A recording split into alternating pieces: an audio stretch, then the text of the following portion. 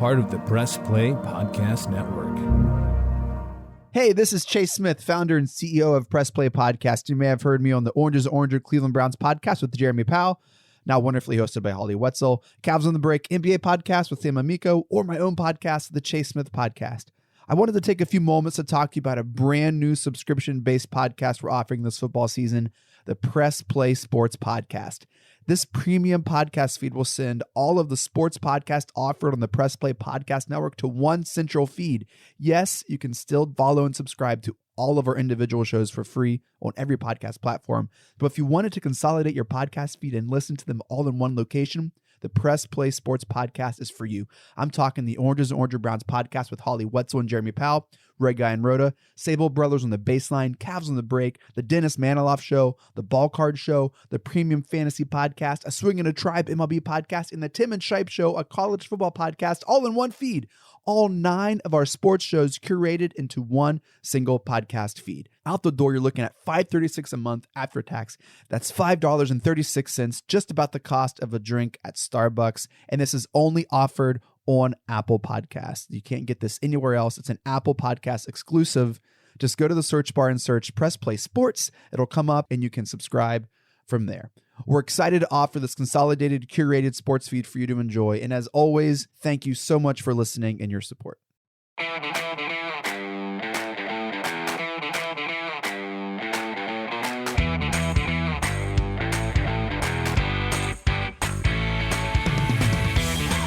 And welcome to another edition of the Red Guy and Rhoda podcast here on the Press Play Podcast Network.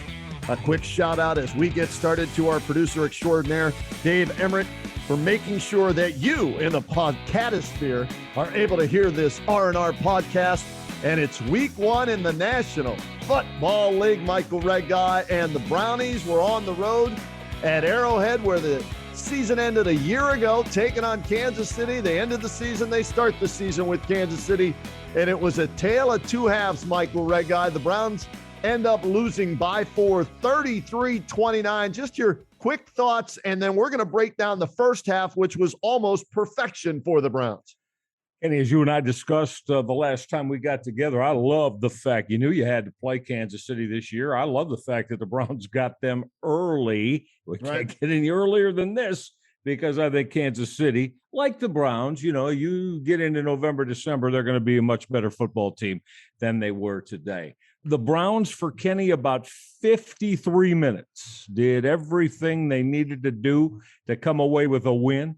They led that entire 53 minutes. And unfortunately, it took a special teams snafu, which, I was tweeting about today. And again, there can be absolutely catastrophic and disastrous when they happen. And the dropped snap on the punt attempt today was just that. And, the Browns are going to have to now live with that for 7 more days and get rolling next week with Houston coming here on the lakefront. But you're right. In the first half, I love the way that Kevin Stefanski and Alex Van Pelt came out offensively. The defense was holding their water, so to speak. So, Kenny, I mean, it's almost like it was straight A's across the board in the first half for the Browns. Without question. They're up 22-10 at halftime. They score on the first 3 possessions and almost on that razzle-dazzle, Hail Mary, whatever you want to call it, at the end of the half. They almost scored there too, but the aggressiveness of Kevin Stefanski's play calling twice in that first half, going for it on 4th and 2 situations and picking up the first down on one of them, and the other ended up in the end zone on a touchdown. I love that. I love the fact that after there was a penalty on the extra point and it moved the ball to the 1, that he sent the offense back out there and went for 2, because in order to beat Kansas City, just like the Eagles did it with the Patriots when they played them in the Super Bowl, Doug Peterson said, look, you can't kick field goals to beat Tom Brady and the Patriots. So I love the aggressiveness, the play calling, the mixing it up, the misdirection of Kevin Stefanski in that first half. Michael, that was probably as perfect of a first half as you could play offensively for the Browns that we may see all season long.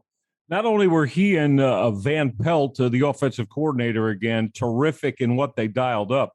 Kenny, I love, and they love off play action to waggle, meaning Baker Mayfield off that play fake to the running back is going to that roll half right, that roll half left. And Kenny, I've seen, I know it's only been the beginning of the second year, but I think Mayfield toward the end of last year, he has taken to this concept of what they want to do schematically, offensively, terrific. I think he's grabbed it. You didn't see a lot of that at Oklahoma or, in his time with the Browns here. He was more of a 5-7 step drop guy than would try to avoid pressure when he had to. But Kenny, this is a big part of the scheme now. This is what, you get a lot of you get a lot of misdirection off that. But the thing about it, your quarterback has got to be accurate and be defined in throwing the football because you're throwing it on the run, Ken. And, a lot of quarterbacks have issues with that, as we know. Mayfield has adapted to it very, very well. I love what the Browns do offensively. How many carries did Nick Chubb wind up today with? I believe it was 18 carries. 18. And I think, let me pull up the box score right here, Michael, on my do. laptop. Yeah, Not no, bad. I take that back. It was many? 3 too many. 15 carries right. for 83 yards. Kareem Hunt, 6 carries, 33 yards. As a team, they ran for $153 on 26 carries.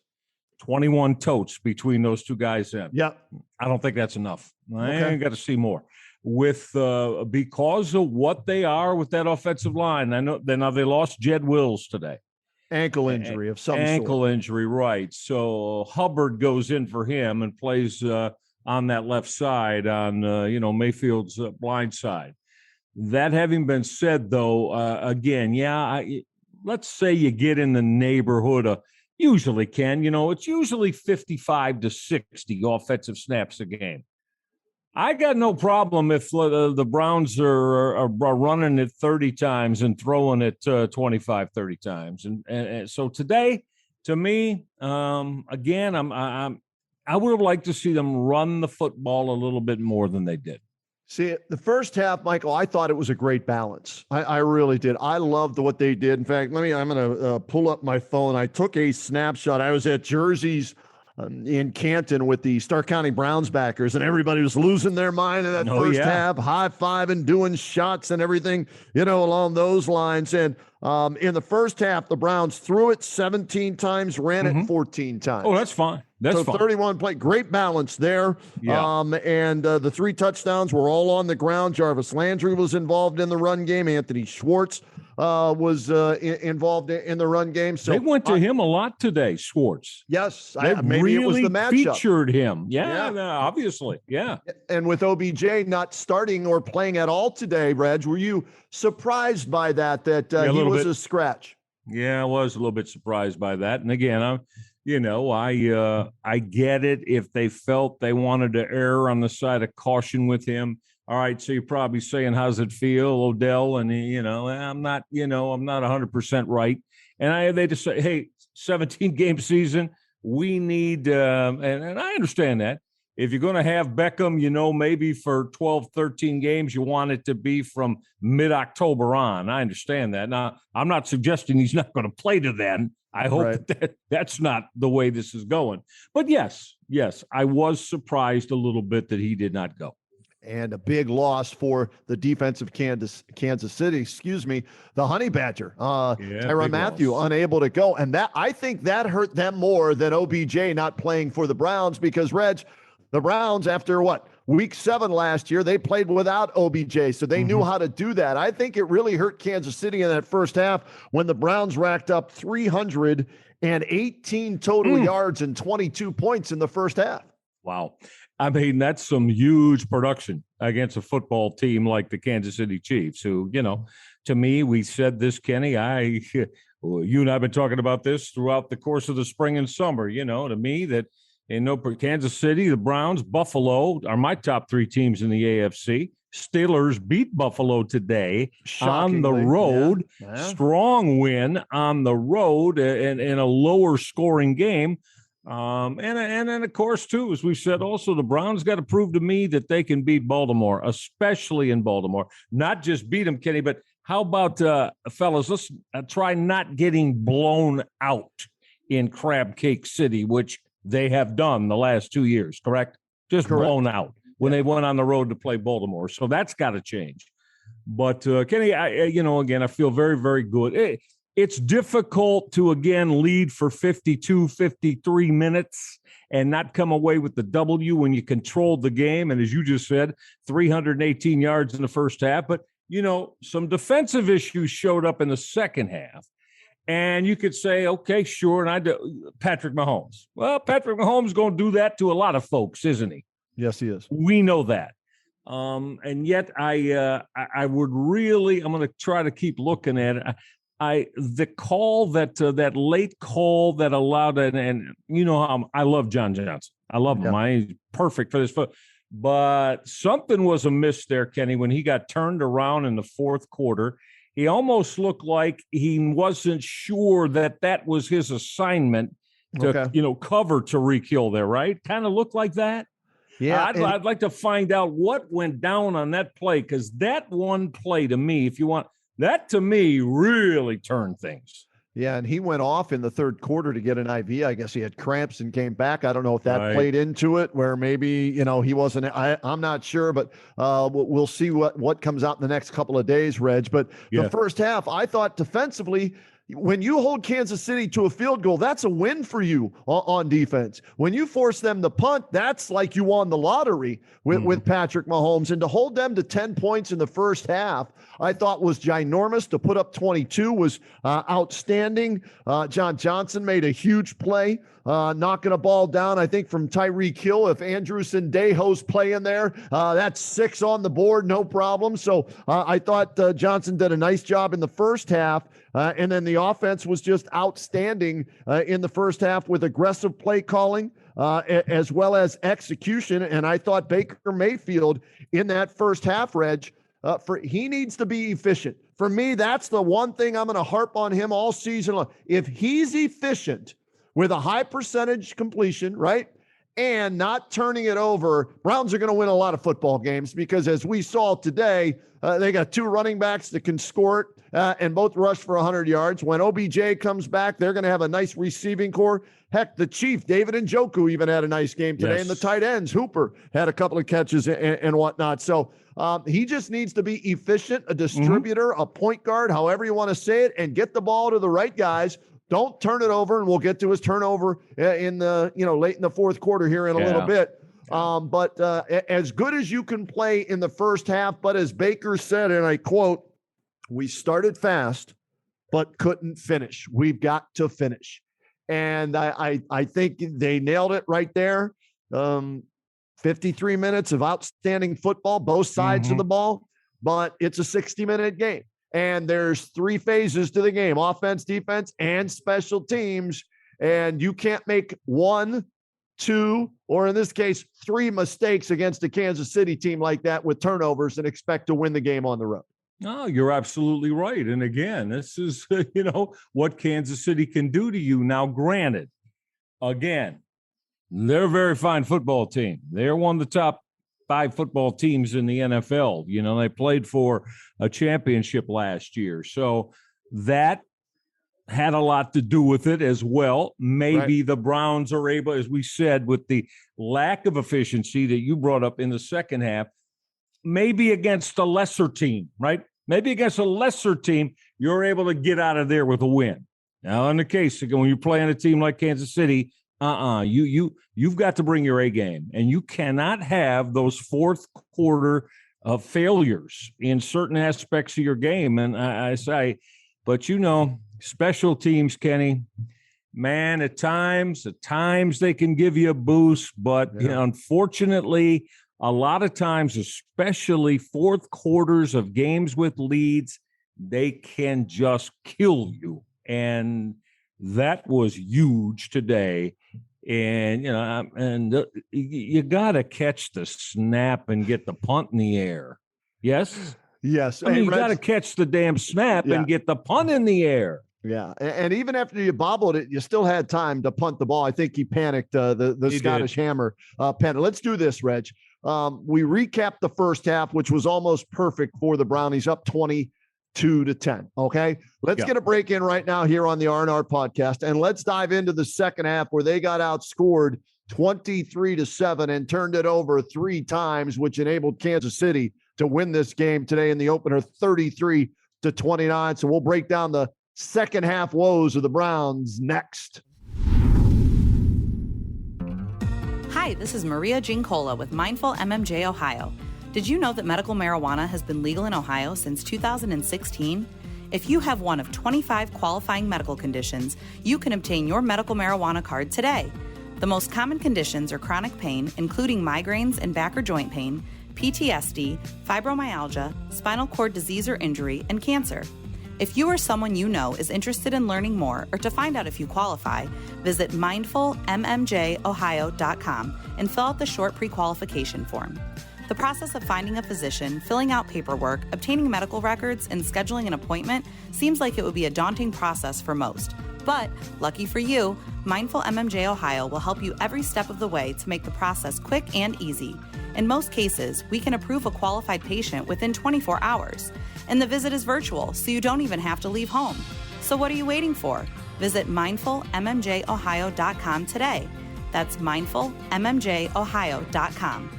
Let us help you be more mindful of your health and find a natural way to find relief from your symptoms.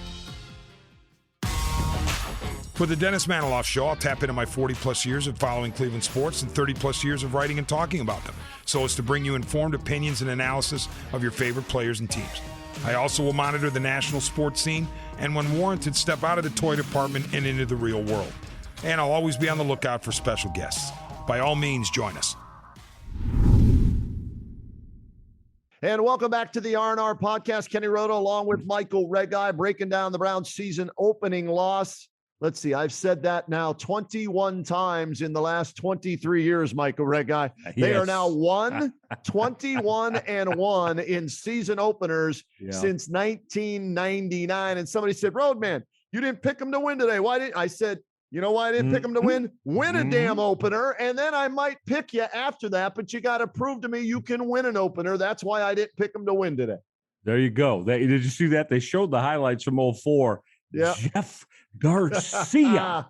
Yes. Yeah, the Browns quarterback that won on opening day against the Baltimore Ravens in 2004. And wasn't the other one your buddy Tim Couch? Did Couch win an opener? No, he did not. They won one opener and they tied one in 2018. So they're 121-1 now. So Jeff Garcia is the only man to win the opening game for the Browns since 99. How about that? Yeah. Mr. Husband of the Playmate, right? Yes. Jeff both Garcia. of them. Jeff Garcia married to Playboy Playmate of the Year, Carmela DeCesar, and Tim Couch married to Playboy Playmate of the Year, Heather Kosar. So they did well on the field and off the field. Cleveland legend, the Garcia and DeCesar union, huh, Kenny? Oh, yeah. I did. Well, we shouldn't. But some That's of those situations that came up with those two were beautiful when Garcia was quarterback of the Browns. Be that as it may, second half, right? I mean, so the efficiency starts to slip a little bit offensively, right? Did you see it that way too? Without question. And I thought Andy Reid made a major adjustment at halftime offensively, Reg. This was my perception, and tell me if you agree or if you disagree. Please enlighten me where maybe I'm wrong on this.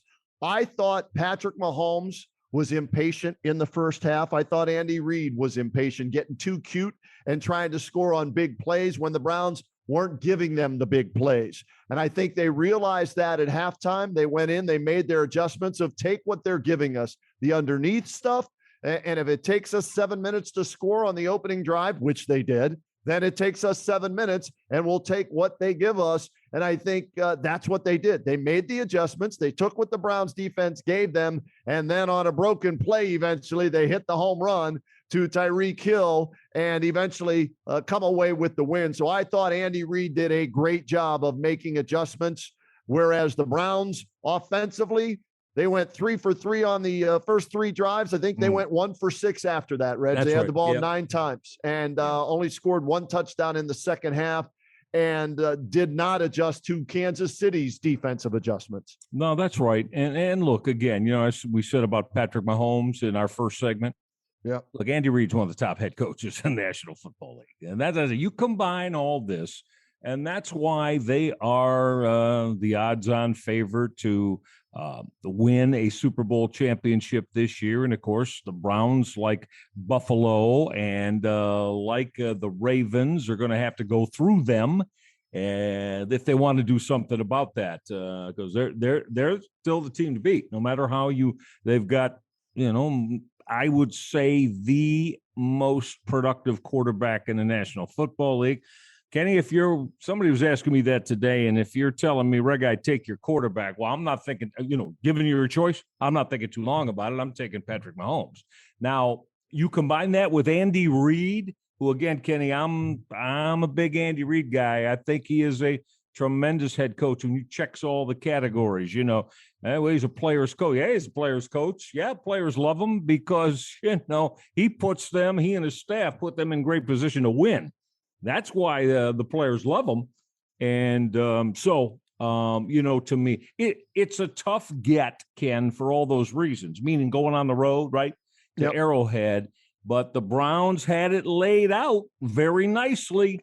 You and I said, both of us agree, first game of the year, want that. I want that. Give me them today or, in the first couple of weeks. I won't wait till October till they start playing their best football. So it was laid out right there. Again, the Browns played a real solid first half, but they could not continue and hold up. And yes, a lot of that, as much as it's hard, a lot of that I believed in the second half. You got to award that win to Andy Reid and his staff over Kevin Stefanski and his.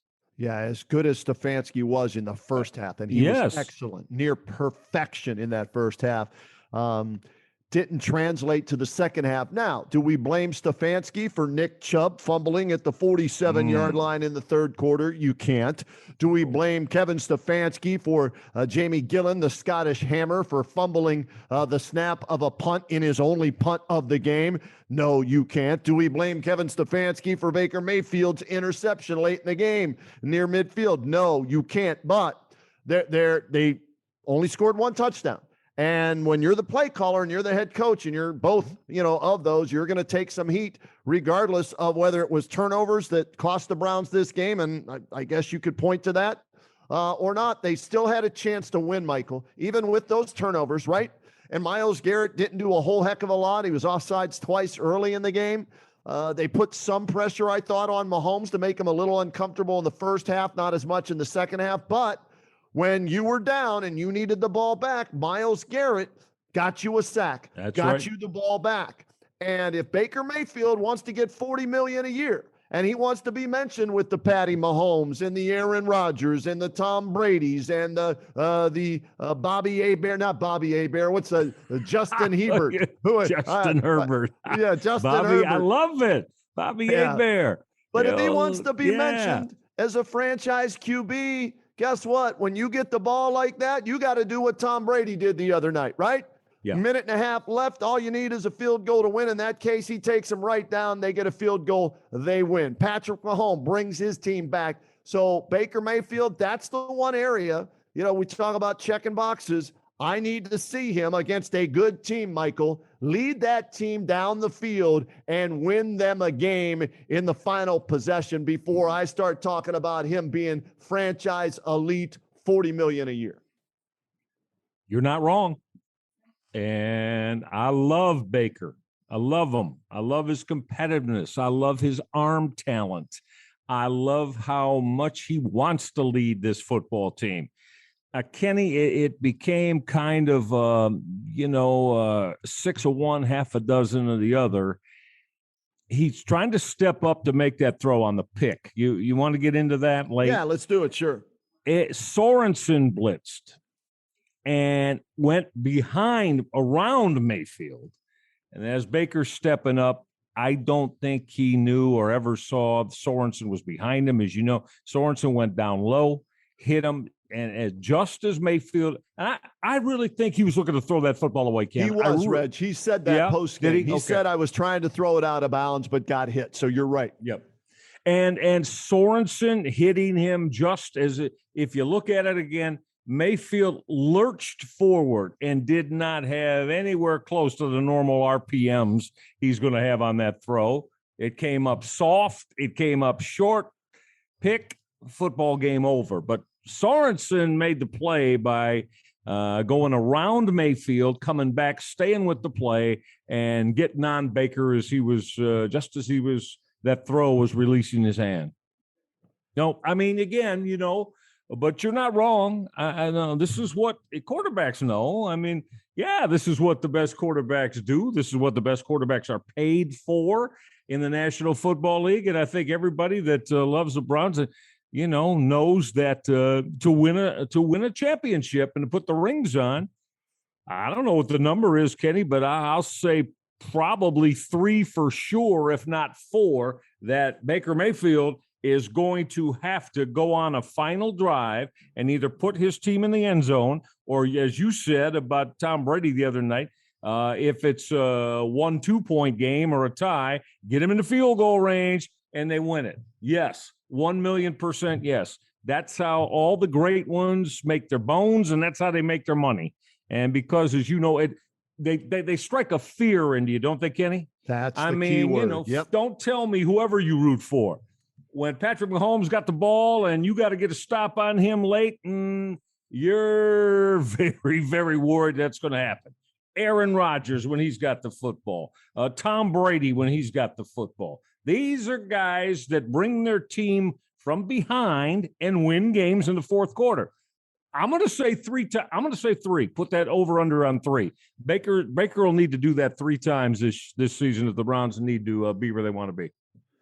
I'm with you 100% on that, Reg, and that's why I think the Browns have not paid him yet. They want to see at least halfway through the season, does he emerge? Can he continue what he did in the second half into the first half of this season before they offer up that kind of money? Because a good starting quarterback, a franchise caliber starting quarterback is going to make anywhere $30 to $40 million, right? Depending on how good they are. And in this day and age, you got to pay it if they're that good, right? You have to pay it. You have to.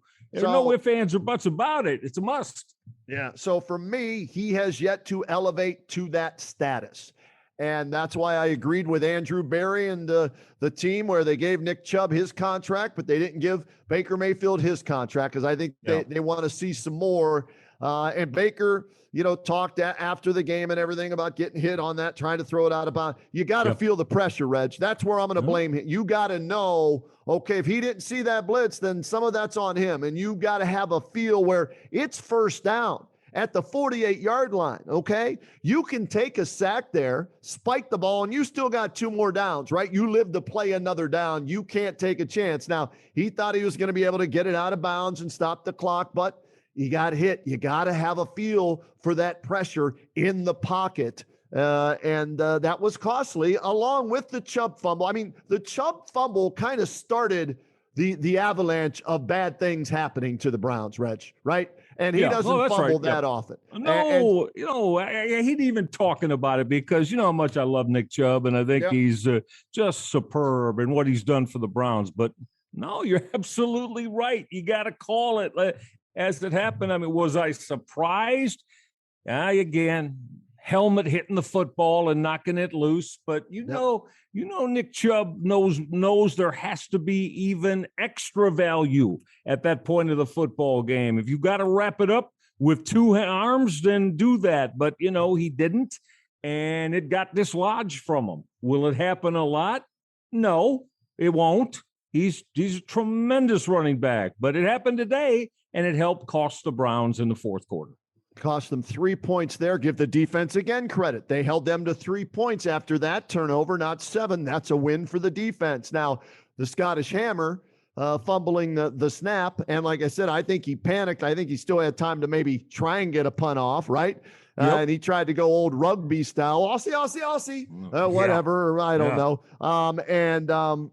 Well, that wouldn't make sense. He would be the Aussie Hammer then if he did the Aussie, whatever. Knew what you were getting at there. You had the idea. But they score a touchdown on that. They only had to go, 15, 20 yards on that one. So you can't do that against the Kansas City Chiefs. That's 10 points you gave them right there to get them back in the game. And then, like I said, You can question the defense because they fell behind and Mahomes put KC in front, but Mahomes had a chance to run out the clock and you stopped him.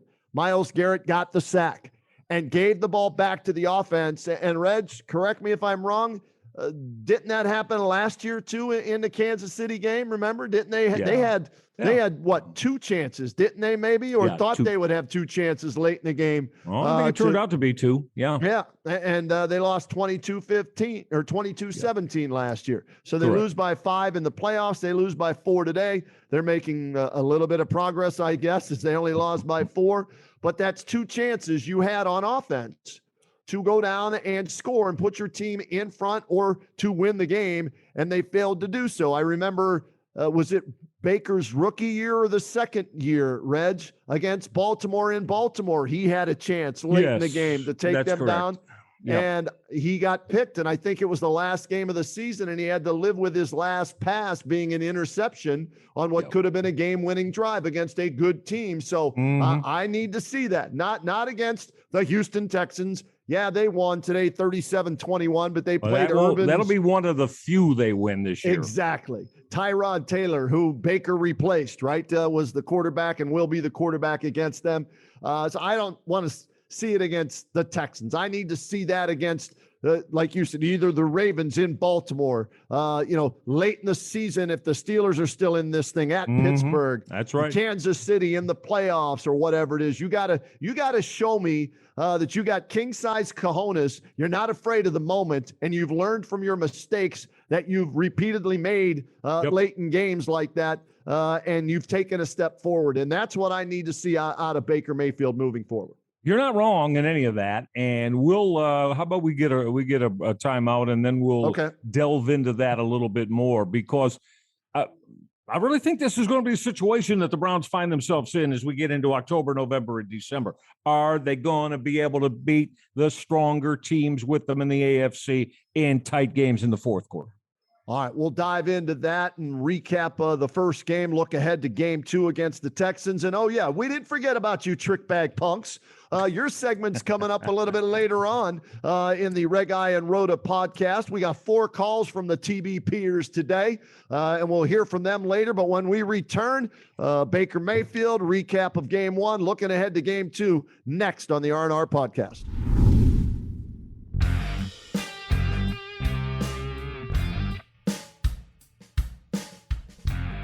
Hey, I'm Jason. And I'm Gary, and we love ball cards. And if you love ball cards too, good news. You just found your new favorite podcast.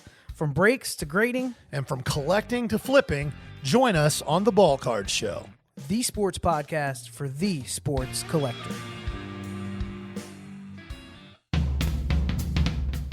Hello, this is Don Mike Mendoza, the host of the Producing While Asian podcast. Join us to listen in on conversations with everyone who identify from producers to non-producers who all are part of the AAPI community.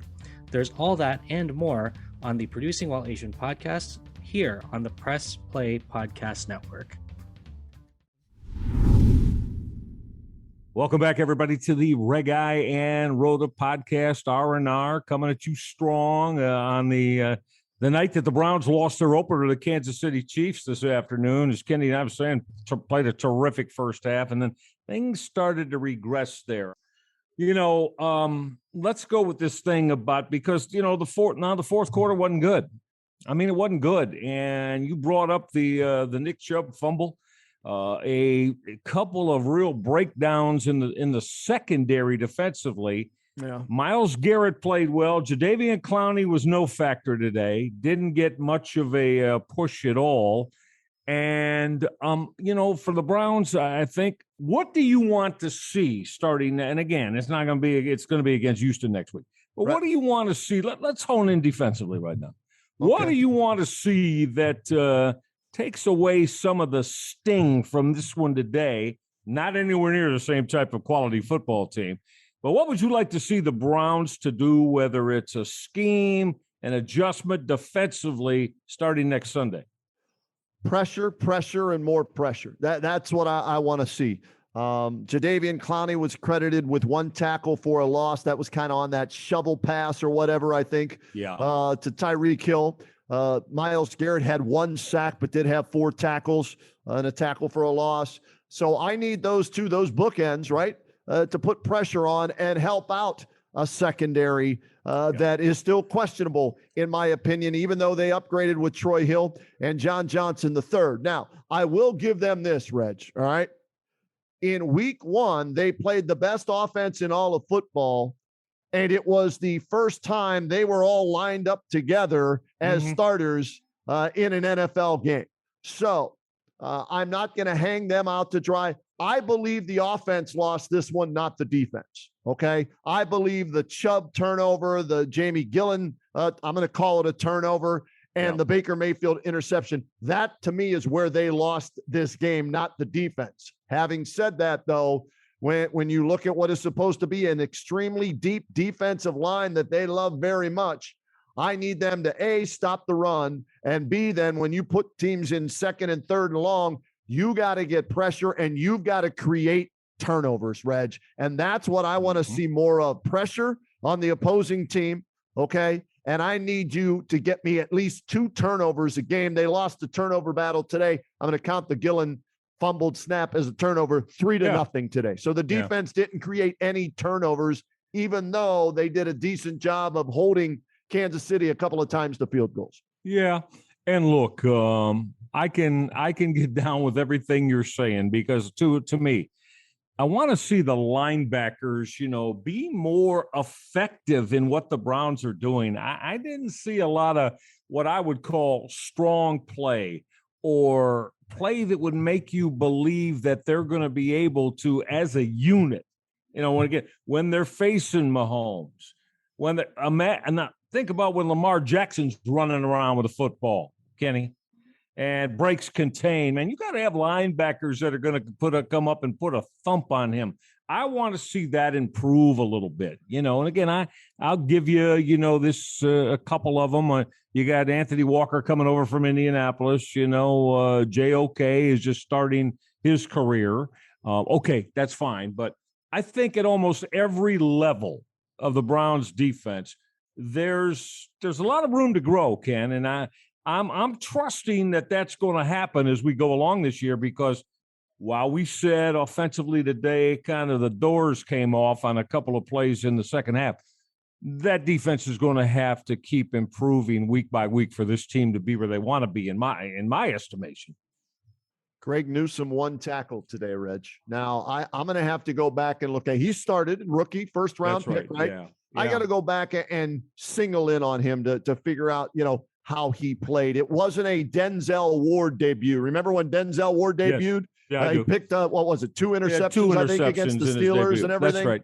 Yeah, so it wasn't that caliber of a debut. Same with Jeremiah Owusu-Koramoah. So they didn't have the impact maybe that the Browns thought they would. But again, they're playing the best. Baptism by fire against Patty Mahomes and company. So I'm going to go back and watch this one again tonight and try and focus in on a couple of those guys. And then some of the stuff in the second half offensively. But I need more pressure and I need turnovers. That's what I need from this defense to give that offense a short field. You do that, you're going to score a lot of points with that offense when OBJ comes back healthy, whenever that might be. We don't know, with Hunt and Chubb running the ball like they do. And, they got 6 guys they can put out there and throw the football to, with 3 tight ends, 3 wide receivers. So, give me some short fields for that offense, Reg, with that defense. Well, I think all of everything that you are saying and we're laying out is realistic. Now we just got to see it become reality. So, and it's got to start this week. Again, but it is the NFL, but I'm still going to say the level of competition is going to, without Deshaun Watson, is going to take a dramatic drop this week. But again, it's a week for the Browns to come out and know that they got to get some wrongs righted and really come up with a big performance that they need to put a real whooping on the Houston Texans at First Energy this week, period. Reg, I'm looking at their schedule. Houston, Chicago, Minnesota, Los Angeles Chargers, Arizona, Denver. So they've got some winnable games coming up after playing arguably the best team in football in week number 1. So I look for them to at least be 3-1 going into that Chargers game on the road. I think they're better than Houston, Chicago, and Minnesota, who lost to the Cincinnati Bengals today. Yeah. And that'll mean something, I'm sure, to Kevin Stefanski, his old squad and everything. So I look for them to win their next 3 going into Los Angeles against the Chargers, and then they come back and have Arizona at home. So it's an opportunity to take advantage of the schedule after playing arguably your toughest game all season in week 1. Yeah, and there's no reason why they can't get off to, I'd say, a +3 at least, meaning 3 games better than 500. And but again, I mean, you got to go out. You can't live on any laurels because, as we saw today, when I saw that from Houston with Tyrod Taylor quarterbacking, it's like, wow, okay, see, that just, there you go in the National Football League. You show up one week and you're not bringing your A game or not feeling it, well, you might pay the price with a loss in a game that nobody thinks you will. I don't worry about the Browns too much in that regard, Ken. I really don't. I think they understand that, we've got to hone it in, and we've got to do everything that we need to do each week and play the type of football we want to play, dictate to the opposition to win football games. And then, again, hey, it won't be too long before eventually, you're going to have to see Lamar Jackson in Baltimore. You'll have to see Pittsburgh twice.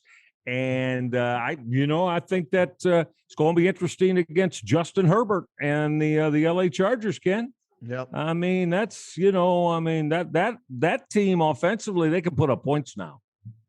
He and that offense, they can put up points. So a lot of that still to be seen, but I'm not panicking about the Browns after today, just because they've shown us they're a team that understands what they need to do to win. It was a little bit more, wow, that fourth quarter, for the reasons we brought up, you had to call that a little bit of a meltdown, to be sure. All right, let me ask you this then. Last year's playoff loss, today's loss to the Chiefs. Yeah. Which one do you feel they let get away more? Last year when Mahomes didn't play and Chad Henne was in there, okay? Yeah. Or today, or both? Do you feel they should have won both of those games when you look back on it? I do. I feel that they had both football games in what should have been their capable hands to go ahead and put, a very strong football team away. But, that's what the competition in the NFL is about. I would a little bit more today, but the problem with saying that is because, last year has so much finality to it, right? One's in January at the end of the season. Today's in the opener. So the one that had the finality and put the helmets and pads away for the season, that's always going to sting more. But actually, Ken, if you're just saying, I think as you phrase, in which one of those two did the Browns have the game more in their control? Today. Yeah. Today. Okay. I right. think. Yeah. All right. And then where do you place, if we're placing blame today, okay, in a game we both think they should have won, who is at the top of the list when it comes to the blame game, as we like to call it? Who would, I don't want to say is the poster child for this loss, but you look at it and 1, 2, 3 plays usually determine the outcome of a game. So where would your blame game go as far as the Browns? Well, I guess, we've talked about them all, but because, we know who and what Nick Chubb is one of the finest running backs in the NFL. Yeah. As you said, people that know the game, John Johnson III is a tremendous safety. I can't see those type of situations where plays aren't made by those two guys. I think that'll be way the exception as opposed to the rule. So to me, again, and I admit I got a little, sometimes I get the, the willies about kickers and special teams. And nice job, you effing punter. There you go. There you go. You said it beautifully. I admit that. I always got a wary eye about kickers and holders on field goal and extra point snaps, centers who are snapping the football. Right. I'm going to admit that straight up. But today, that's the play, the one play, if you're asking me for one. If that punt gets in the air, just gets in the air, it doesn't even have to be a 55-yard bomb. Right. I kind of feel the Browns win that football game. Wow. Okay. Hey, that's fair. I'm looking at it here. Let's see. 3rd and 13. Mayfield underthrows Njoku. Browns are forced to punt. 8:42 left in the game. And on his first punt of the game, the Scottish Hammer, Jamie Gillen, fumbles the snap and is destroyed, is what I wrote down, at the Browns' 15-yard line. And that leads to the field goal and the lead at 33-29. That's the first time that Casey had the lead the entire game. And that was with 7:04 left in the game. So 7:04 left. So the Browns went 53 minutes, give or take a couple of seconds with the lead today. Yep. Yeah. And see, that's what makes it, difficult to swallow, you know? Yep. I mean, that's what I mean. I felt they had more control of today's game than that one when Henne had to come in and replace Mahomes. It was a much tighter game throughout the course of the Browns had been behind. And they're never behind today for the first 53 minutes. Right. Didn't trail. For me, Reg, and, you know, I always, whenever I discuss something like this, I go back to Game 7 of the World Series 1997. Okay. Indians had the 2-1 lead. Now, what led up to the 2-1 lead? Yeah, there were mistakes. Sandy Alomar didn't hustle on what he thought was going to be a double play ball. He gets thrown out at home plate. Should have been a 3-1 lead. Okay, yeah, that probably is right. But guess what? You still had the lead. And your closer, Joe Table, Jose Mesa, what was his job? Get 3 outs and your World Series chance, regardless of what you left on, on the table there. You didn't, finish eating it and get all the runs you could have, consumed. Same with Baker Mayfield for me today. Okay. Yes, the turnovers, the James of the turnovers that happened before the final drive. Nick Chubb, midfield, okay, helmet on the ball. That happens. He's not going to do it. But like you said, as a punter, you had one play. One play all game long. You had to do catch the ball, punt the ball, and that's it. And he didn't do his job. So that was costly. Having said all that, Patty Mahomes had a chance to run out the clock. Myles Garrett didn't let him do it. Myles Garrett, number 1 overall pick in the draft, right? Made a big play with the game on the line, got the ball back to his offense with a chance to still go win the game. I'm still waiting for Baker Mayfield to become that elite guy. So for me, forget what happened before 3:29. That's what the score was. You had the ball at midfield with a minute to go. You got to win that game if you're Baker Mayfield. That's not an elite defense either, missing the honey badger or 2 on the backside of that. So for me, I need Baker to shoulder the. If I'm Baker Mayfield, this loss is on me. I didn't come through. That's what I'm saying, regardless of all the other mistakes that were made. Very fair. Okay. I'll just say that quickly and succinctly. Very fair, your breakdown there.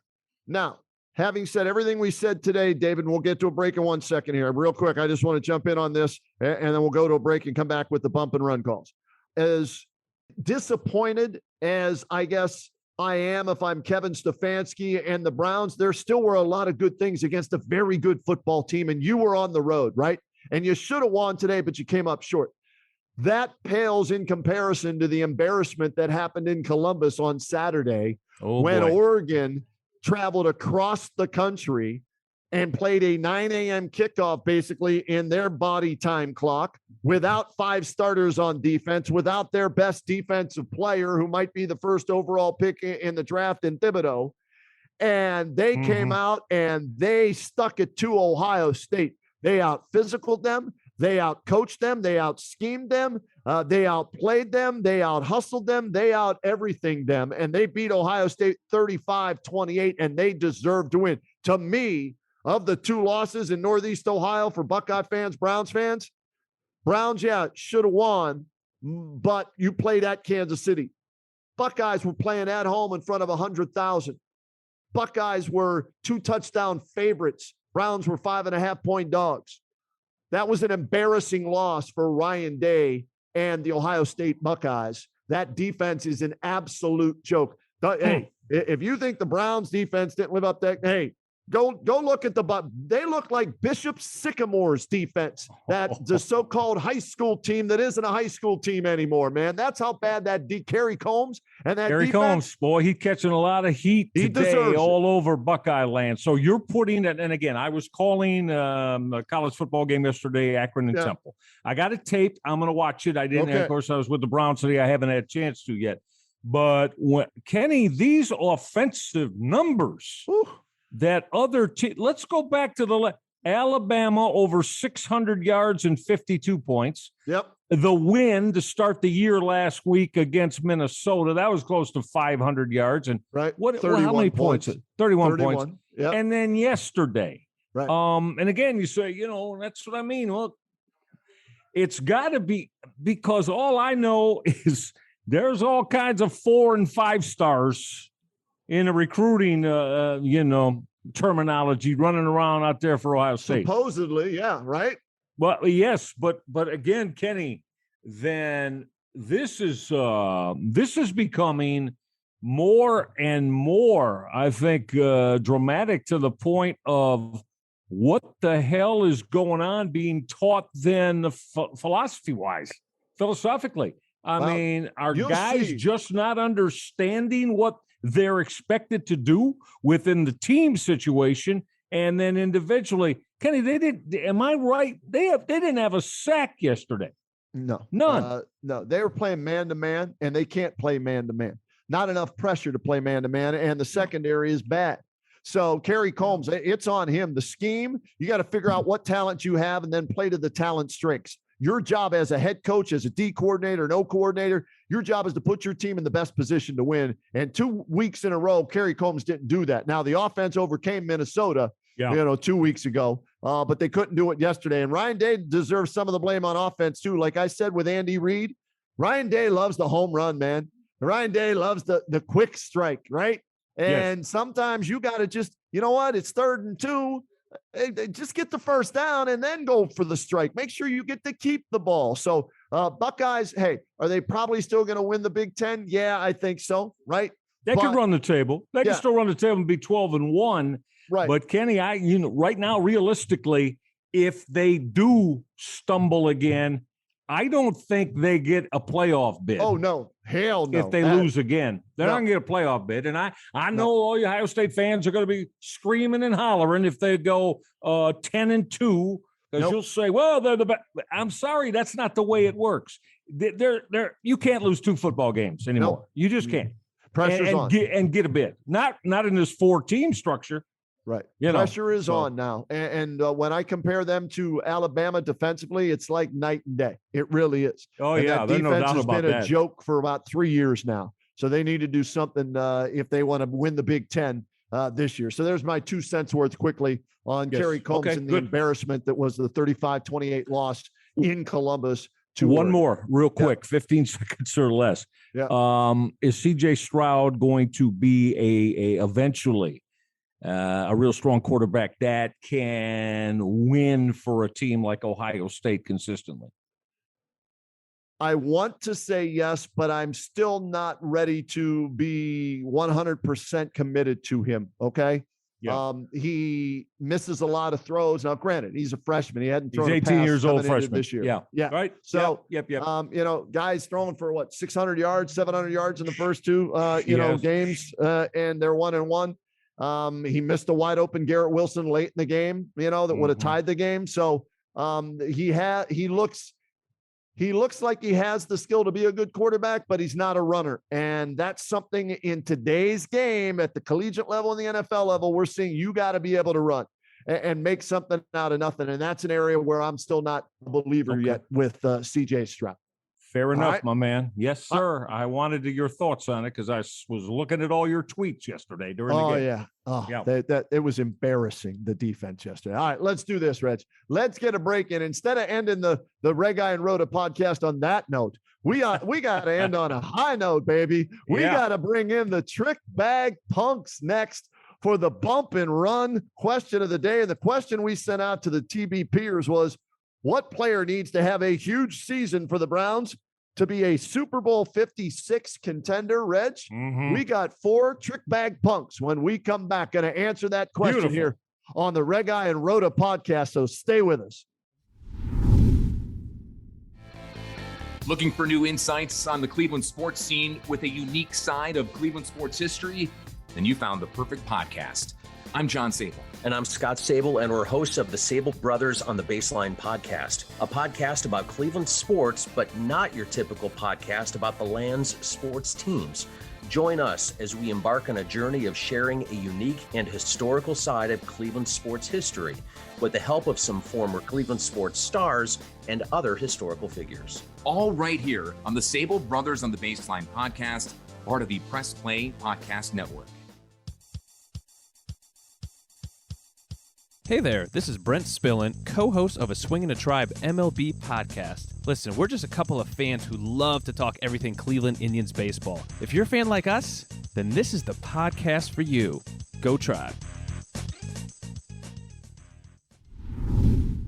And welcome back to the Red Guy and Rhoda podcast here on the Press Play Podcast Network. And this is where our producer, Dave Emmert, comes in. He's a genius because he was able to figure out a way so we can get the trick bag punks involved with bumping and running with Red Guy and Rhoda on the R&R podcast. We threw it out to you at the end of our podcast last week and on Twitter, and we will continue to do that so you know. The question we asked you was real simple. What player needs to have a huge season for the Browns, Michael Regai, to be Super Bowl 56 contenders? All right. That was our bump and run question for last week on the podcast, and we threw it out there on Twitter. You ready to hear from the TB peers? We got 4 calls that we want to play for our listeners today. All right. Beautiful. Let's start with Bob in Rocky River. Roadman, Reg, Bob checking in again from Rocky River. This is a tough question you gentlemen posed this week. I'm going to go with something outside the box here. Donovan Peoples-Jones. I'm not buying that OBJ is totally healthy. I think Peoples-Jones steps up, fills that role, potentially a number 1 receiver, not a number 2. Go Browns, baby. Bob, RRHS 04. He drops that in there for us at the end. Nice. Yeah. Donovan Peoples-Jones today, Reg, 1 catch for 4 yards. And that was the only target he had. Yeah. Only target he had. I was a little surprised at that. But, I don't see that as being, with all due respect, I don't see that as being accurate right now. He's probably going to be, their third receiver.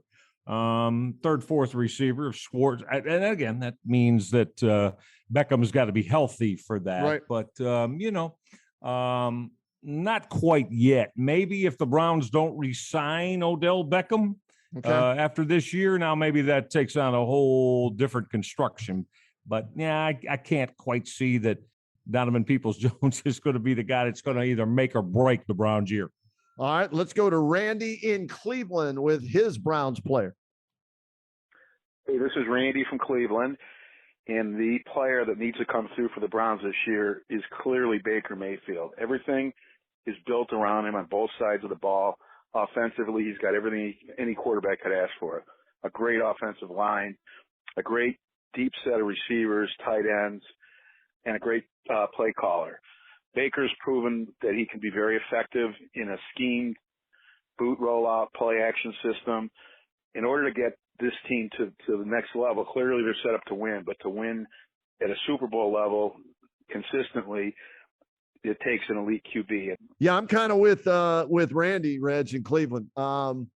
This is a make or break year for Baker Mayfield in so many ways, Reg. Contract-wise, confidence-wise, teammates believing in him, organization believing in him. Is he the franchise guy? Is he worth $35, $40 million? Our caller's right, man. You look when OBJ's healthy, along with Jarvis Landry and Donovan Peoples-Jones and Hollywood Higgins and Anthony Schwartz, who now supposedly will be able to take the top off the defense. 3 tight ends and Hooper and company and the 2-headed monster that is Hunt and Chubb, and an offensive line that's got bookend tackles. Hopefully Wills isn't injured too badly. Yeah, this is the year he needs to take this team to the next level, and that would be the AFC Championship game at least. So I'm with Randy on that. For me, I know it's the easy guy to pick because he's the quarterback, but hey, it's Baker Mayfield's team. Time to put up. That's my only thought about that. That is the low-hanging fruit, of course. Probably you can say that about every football team, that, if the quarterback doesn't make his presence really felt, going to be difficult. So I understand it. We can move on. Yeah. All right, let's hear. Oh, somehow, Reg, I don't know if you know this. I don't know if you butt dialed it or what, but you left us a message here on the Bump and Run hotline at 740-233-2434. Yeah, listen, you left this message for you and for me. So basically for yourself. Here we go. This is Michael, Red Guy, everybody. Big League City, Cleveland, I love you. I got the Cleveland Browns going 12-5 this year, Cleveland. We're going to take out Kansas City this Sunday and on their way to Super Bowl. Good night, everybody. Reg. When did you call? Got in there too. Were you sleepwalking when you called or something like that, or what? Man? I must have been, and like you said, I must have been fiddling around with my phone in my sleep. Yeah, there you go. And you did a little Joe Tate goodbye there. The legendary late Joe Tate. The late great Joe Tate too. With all due respect, good sir, I've heard better in my time for those that have taken a shot at impersonating yours truly. But I always appreciate the effort. Very good stuff. Reg, I used to try, but the guy who did it the best was our former producer, Will Burge. Was he? You were good had now. you down. I wasn't bad. You were good. On. You were good. Yeah. Going back years, you did a hell of a good job. But Burge was the guy, though, huh? He had me down. Willie, he had the hand gestures and with Frank Caliendo and the facial expressions and everything like. He had that too. And then he had the inflection, man. He was breaking the attic or whatever. What was from the attic and Flight 23 coming out of the attic. Oh yeah. So Willie Burge, you're the best at that. Our caller there, not so much. All right. Hey, Reg, to wrap things up on this segment of the Trick Bag Punks and the Bump and Run hotline, you weren't the only broadcaster to call the Bump and Run hotline here, with the answer to this question. How about this? I guess since he's retired now from the NBA, Marv Albert didn't have anything better to do. So he called the Bump and Run hotline. Marvelous one. Yes, check it out. This is Marv Albert from New York City. I've got the Cleveland Browns beating the Kansas City Chiefs this Sunday, September 12th, 38-31. The Browns will make it to Super Bowl 56. Thank you, and good night.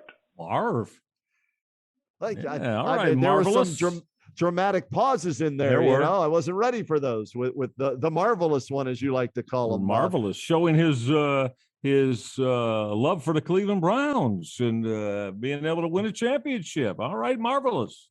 Yes, and it counts. There you go. I thought for sure when we had Marv Albert calling the Bump and Run hotline, I thought for sure there was going to be some equipment and lingerie talked about with Marv Albert there, but we didn't get it right there. A little disappointed in the TBPers that they failed to deliver there with Marv and the equipment. They're going to get there, Ken. Let's hang with them, ride with them. They're going to get there. You guys are, you had all kinds of equipment a few years ago when Kenny and I were doing this segment on our ESPN Cleveland show. So think back about that and, make it stand out. Bring it strong. You bring it strong. You got your equipment somewhere in your garage, your attic, somewhere.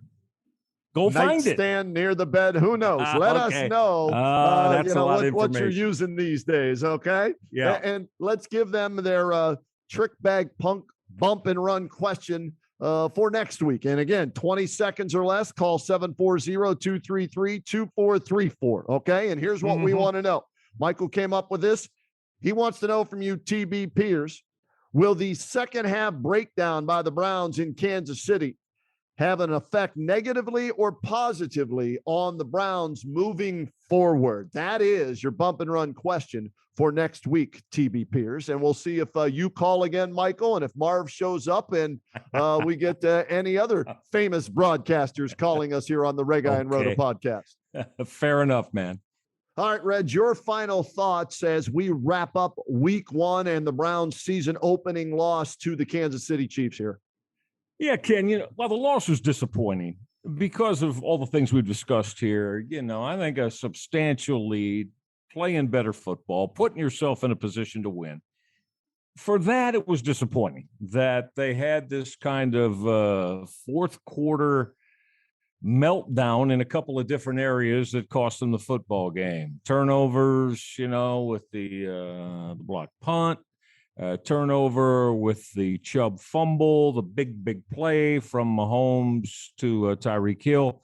But Kenny, listen, this Browns team showed me enough last year. They understand. They know that against the better teams in the league, you just can't play that way. That's just bottom line.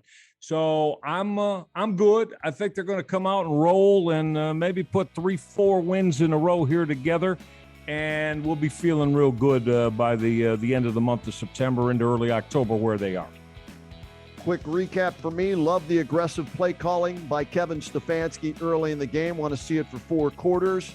The turnovers, you're not going to beat good teams turning it over 3 times and not creating turnovers on defense. They give the defense a little bit of a break. First time they played together in a real game. So I expect to see improvement there, more pressure from them. And I need Baker Mayfield to step up and win games. That's his job, man. When it's a 1-score game and you got the ball last possibly to go out and win it, that's what elite quarterbacks do. So if you want to be paid as an elite quarterback, Baker, you got to start taking your team down the field and winning football games for them. And until he does that, I'm not paying him if I'm Andrew Berry and the front office. So we'll see how it goes very moving forward. Yeah, very fair. As I said to you earlier, very fair. We'll see where that goes. We'll see what happens next week. We'll do it all over again after the Browns and the Texans in Cleveland. And we both think we'll be talking about a victory and more positive things come next week here on the Red Guy and Rhoda podcast.